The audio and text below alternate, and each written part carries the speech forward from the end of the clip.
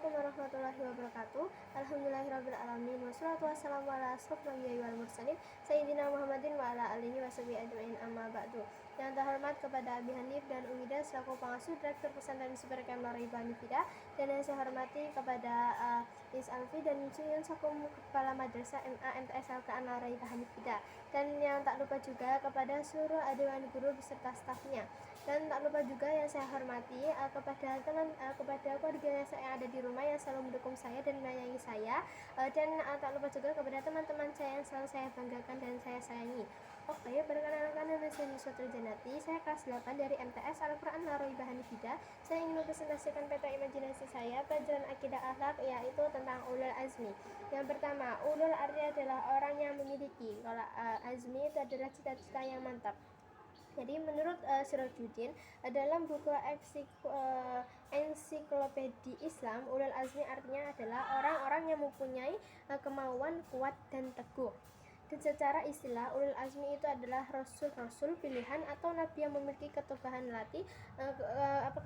hati, yaitu lapang dada dan sabar dalam menghadapi kaumnya yang menentang dirinya, tidak mau percaya kepada dirinya dan tidak mau menerima karena kaum yang menentang itu tidak mau menerima ajaran yang disampaikan kepadanya. Dan Rasul ulul azmi itu ada 5, yaitu Nimim, Nuh, Ibrahim, Musa, Isa, Muhammad. Dan Nabi Nuh alaihissalam, Nabi Ibrahim, ada Nabi Musa, Nabi Isa, Nabi Muhammad SAW. Yang kedua itu ada Nabi Nuh. Ini ada cerita. Nabi Nuh itu adalah nabi yang berdakwah lebih dari 950 tahun, tetapi yang beriman hanyalah 80 orang. Dan azabnya itu yaitu berupa banjir besar yang menenggelamkan orang yang tidak beriman dan anak dan juga istrinya.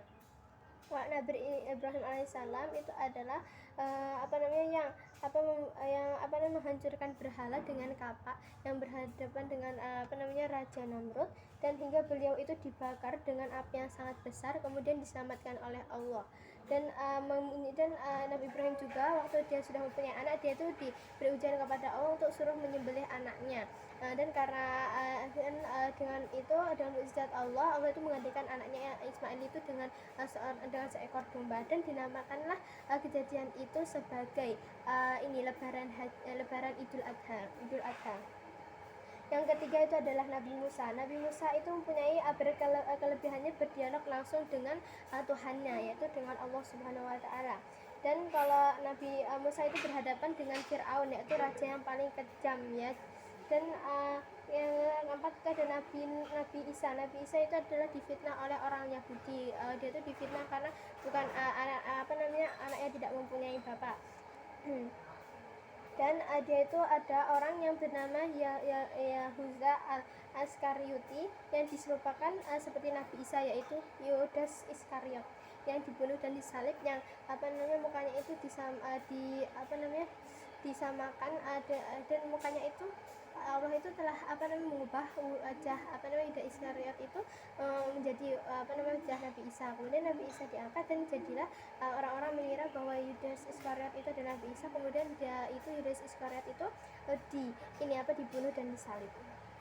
Ya, terakhir itu adalah Nabi Muhammad. Nabi Muhammad itu adalah menjadi rasul pada usia 40 tahun. Jadi Nabi Muhammad itu baru diangkat menjadi rasul selama pada usia 40 tahun.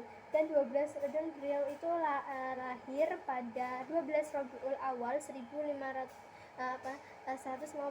Masehi di kota Mekah yang bertepatan dengan tahun gajah. Dan ibunya itu bernama Aminah binti Abdul Muthalib dan ayahnya bernama Abdullah. Dan beliau itu meninggal pada 12 Rabiul Awal 11 Hijriah dan wafat pada usia 63 tahun. Dan Nabi itu menikah pada usia 25 tahun dengan Siti Khadijah. Dan beliau itu ada sabar dan ikhlas, ikhtiar, tawakal, dan teguh pendiriannya. Jadi hikmah ulul azmi, dan yang terakhir adalah hikmah ulul azmi, yaitu sabar dan ikhlas, ikhtiar, tawakal, teguh pendirian, lebih menghormati dan mengagungkan Rasul, dan sabar dan tabah dalam melaksanakan perintah Allah dan Rasul-Rasulnya dan larangan-larangannya. dan bertambah iman kepada Allah Subhanahu wa taala, bersyukur kepada Allah dan atas nikmat yang Allah berikan kepada kita, dan ikhlas dalam segala ujian yang telah Allah beri, dan mempercayai tugas yang telah dibawanya untuk disampaikan kepada umat-umatnya dan memperoleh teladan yang baik yang akan selamat di dunia dan di akhirat. Oke, cukup sekian dari saya. Apabila ada salah kata, saya mengulangi sebesar-besarnya. Saya akhiri, wabillahi taufiq wal hidayah. Assalamualaikum warahmatullahi wabarakatuh.